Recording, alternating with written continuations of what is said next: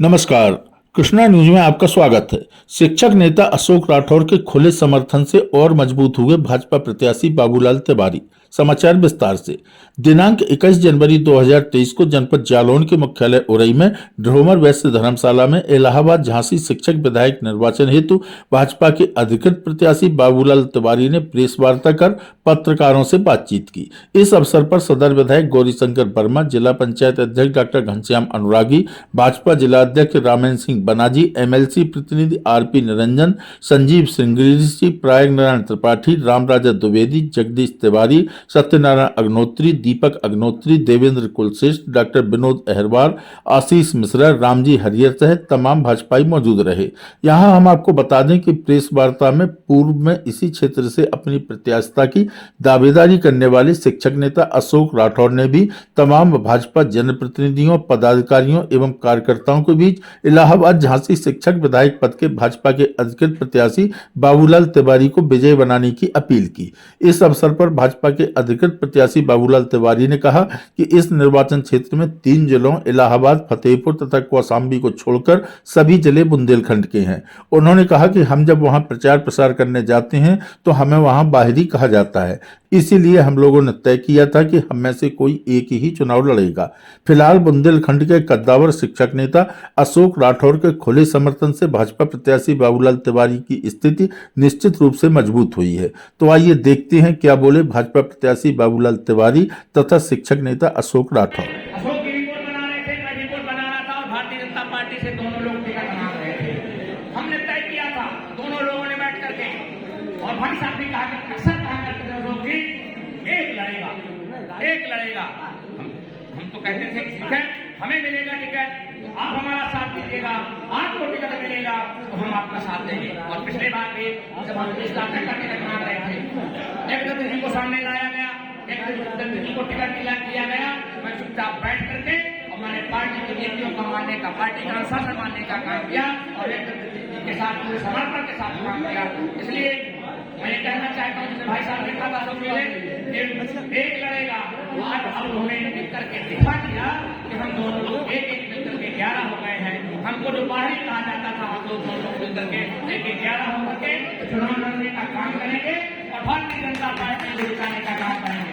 पहली बार भारतीय जनता पार्टी ने हमारे ऊपर विश्वास जताने का काम किया है और मैं देख रहा हूँ भारतीय जनता पार्टी के सारे कार्यकर्ता बूथ से लेकर के पन्ना प्रमुख से लेकर के सांसद, विधायक, मंत्री अपनी प्रतिष्ठा का प्रश्न बना करके इस चुनाव में लगे हुए हैं।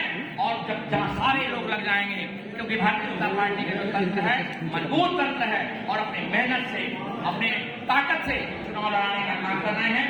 मैं उन सब लोगों को कहना चाहता हूं कि वो लोग निश्चित रूप से उनको सफलता मिलेगी और भारतीय जनता पार्टी की जीत होगी। और हम प्रदेश में एक बात और है, क्योंकि इलाहाबाद के लोग बन चुके थे एमएलसी, फतेहपुर के लोग एमएलसी बन चुके थे।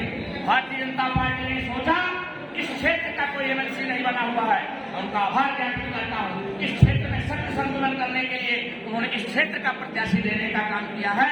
सबसे निवेदन है, ये मौका आपके हाथ में आया है, आप सब इस मौके को हाथ से बिल्कुल न जाने दें।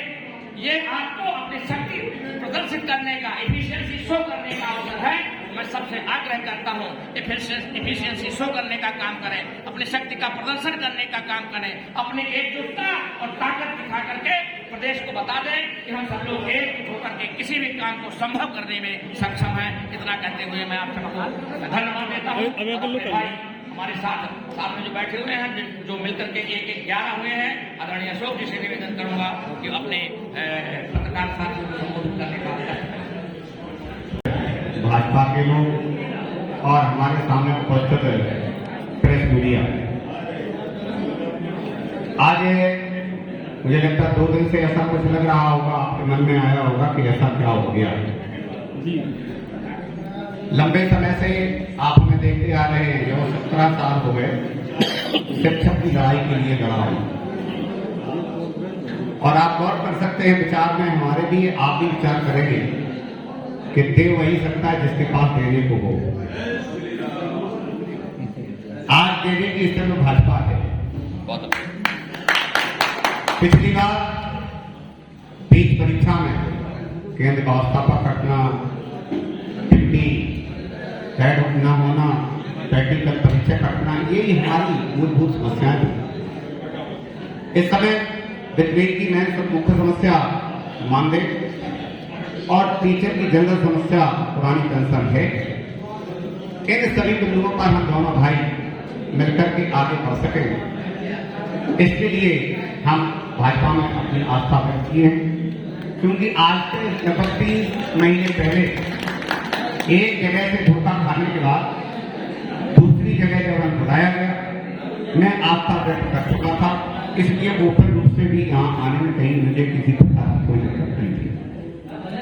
आपके संज्ञान में ये भी रहे कि टीचर है में अगर हम काम नहीं कर सकते तो मुझे लगता शिक्षक नेता होने का कोई मतलब नहीं रह जाएगा। आपके संज्ञान में यह भी होगा कि हम और श्री बाबूलाल तिवारी जी आज से एक दूसरे के पूरक नहीं है।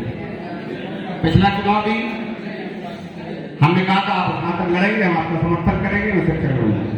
सर्कमस्टांसेस आ जाते, कभी कभी छोटे भाई की शादी पहले हो जाती, बड़े की शादी कोई दिक्कत की बात नहीं है। इसका मलाल भी था, इसका कट भी था, और निश्चित तौर पर बीच में जो घटनाक्रम घटा वो दुखद भी रहा और अच्छा भी रहा।